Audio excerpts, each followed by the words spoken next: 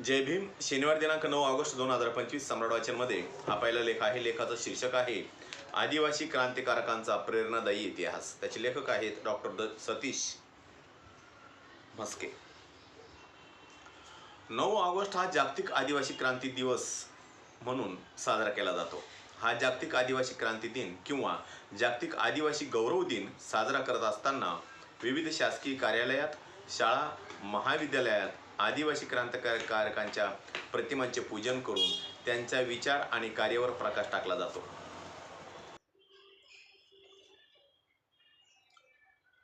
दोन 1500 वर्ष अगोदर आदिवासीचा काळ पाहिला तर इथल्या व्यवस्थेने भारत देशातील जे मूळ निवासी आहेत म्हणजेच आदिवासी आहेत त्यांना त्यांच्या हक्कापासून आणि अधिकारापासून कोसो दूर ठेवले होते. त्यावेळी त्यांच्याकडे माणूस म्हणूनही कोणी पाहत नव्हते. नंतर या देशामध्ये 18व्या शतकामध्ये इंग्रज आले. इंग्रजांनी प्रचंड मोठ्या प्रमाणावर आदिवासींचा छळ केला, त्यांच्या जमिनी बळकावल्या. 24 ऑक्टोबर 1945 साली संयुक्त राष्ट्र संघाची स्थापना झाली. जवळजवळ यामध्ये 192 देश एकत्र आले. खरे तर या संयुक्त राष्ट्र संघाच्या लक्षात आले की जंगलात वास्तव्य करून राहणारे जो आदिवासी समुदाय आहे त्या समुदायाने पर्यावरण जपण्याचे अत्यंत महत्त्वाचे कार्य केले आहे. तोच आदिवासी समुदाय मुख्य प्रवाहापासून दूर आहे. शिक्षण, आरोग्य, रोजगार व इतर अनेक गोष्टीपासून दूर असल्याचे दिसून आले. म्हणूनच आदिवासी जमातीचे अस्तित्व मान्य करण्यासाठी, त्यांची अस्मिता, आत्मसन्मान व एकता अबाधित ठेवण्यासाठी संयुक्त राष्ट्र संघाने 9 ऑगस्ट 1994 हा दिवस विश्व आदिवासी दिवस म्हणून घोषित केला. आदिवासींच्या पहिल्यांदा इंग्रजांनी 1871 मध्ये जनगणना केली. या जनगणनेनंतर इतर धर्म हा शब्द वापरला.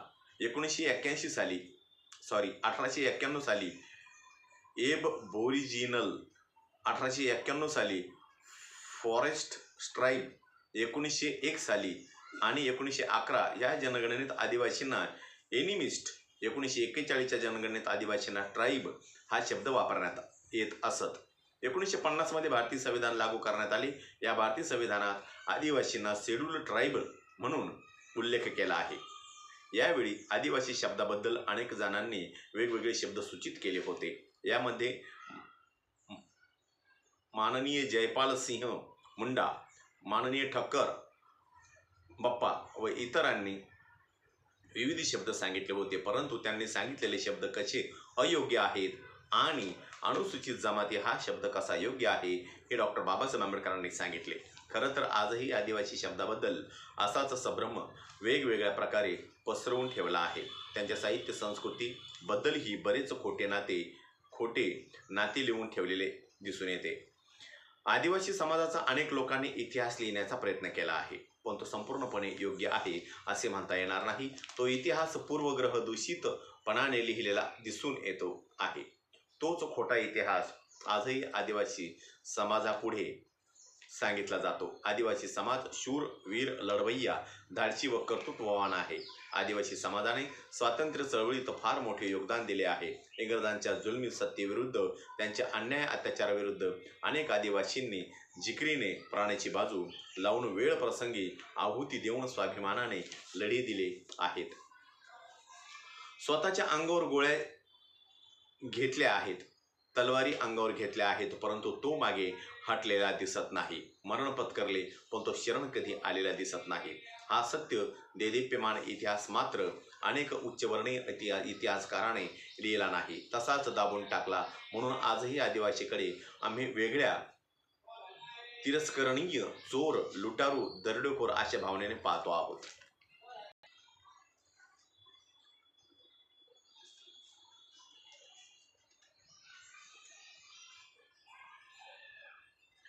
अनेक आदिवासींना आपल्या लढवय्या शूरवीरांचा इतिहास माहीत नाही, तो सांगितलाही जात नाही.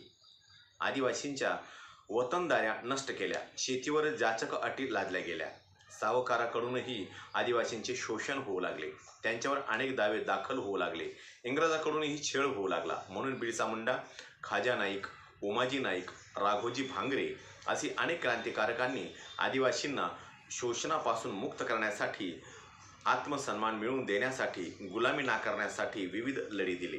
जीवनाचे रान केले, उठाव केले, बंड केले, वेळ प्रसंगी जीवाची पर्वाही केली नाही. हा जाज्वल इतिहास खरे तर लोकांना माहीत व्हावा, तो त्यांनी जाणावा, त्यांच्यापासून अन्याय अत्याचाराविरुद्ध, गुलामगिरी विरुद्ध लढण्याची प्रेरणा घ्यावी. म्हणूनच हा विश्व आदिवासी गौरव दिन ठिकठिकाणी साजरा केला जातो.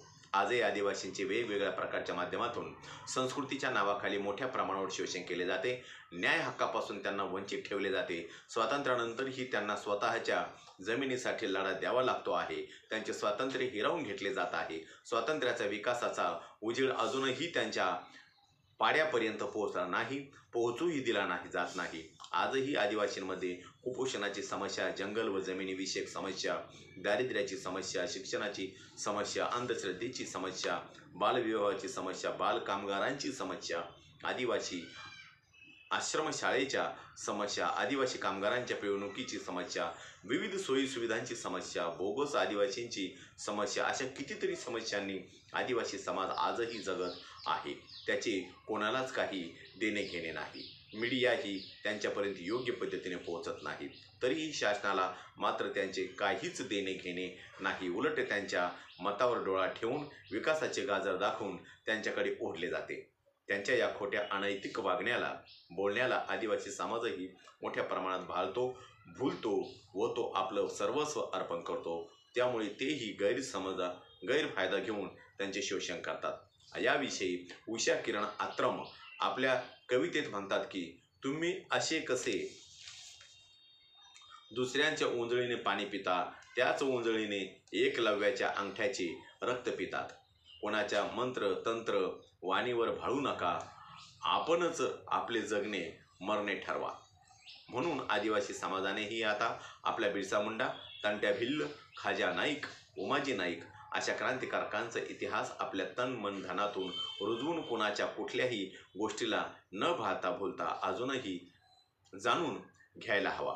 केवळ फक्त आदिवासी क्रांती दिन साजरा करून उपयोगाचे नाही, तर क्रांतिकारकाने त्यांच्या जीवनामध्ये गुलामगिरी विरुद्ध केलेला संघर्ष, शोषणाविरुद्ध केलेला संघर्ष, अन्याय अत्याचाराविरुद्ध केलेला संघर्ष, जाती व्यवस्थेविरुद्ध केलेला संघर्ष हा जाणायला हवा. त्यासाठी आजही अनेक आदिवासी बांधव समाज परिवर्तनाच्या लढ्यामध्ये उतरताना दिसतात. पण त्याचबरोबर आजही काही जण आदिवासी समाजाला हिंदुत्वाच्या नावाखाली एक करून त्यांची दिशाभूल करताना दिसत आहेत. आदिवासी पाड्यातील अनेक शाळा बंद केल्या जात आहेत. आदिवासींच्या कल्याणासाठी, विद्यार्थ्यांच्या हितासाठी जो निधी येतो तो दुसरीकडेच वळवला जातो. विविध ठिकाणी अजूनही आदिवासींना डावलले जात आहे. याचाही आदिवासी समाजाने विचार करून परिवर्तनशील चळवळीत सामील होऊन समाजोन्नती मोठ्या प्रमाणावर साधायला हवी. त्या दृष्टिकोनातून प्रत्येकाने कृतिशील विचार अंगी बाळगणे महत्त्वाचे आहे. त्याचबरोबर आदिवासी क्रांतिकारकांचा प्रेरणादायी, स्फूर्तिदायक इतिहास आदिवासी समाजाला सांगून त्यांच्यात जागृती घडवून समाजात परिवर्तन घडवून आणायला हवे. सर्वांना जागतिक आदिवासी गौरव दिनानिमित्त हार्दिक शुभेच्छा. या ठिकाणी माझा लेख संपलेला आहे. माझा प्रत्येक व्हिडिओ बघण्यासाठी माझ्या प्रत्येक व्हिडिओ लाईक करा, शेअर करा, सबस्क्राईब करा आणि बेल आयकॉनवर क्लिक करा. जय भीम, जय भारत, जय बुद्ध.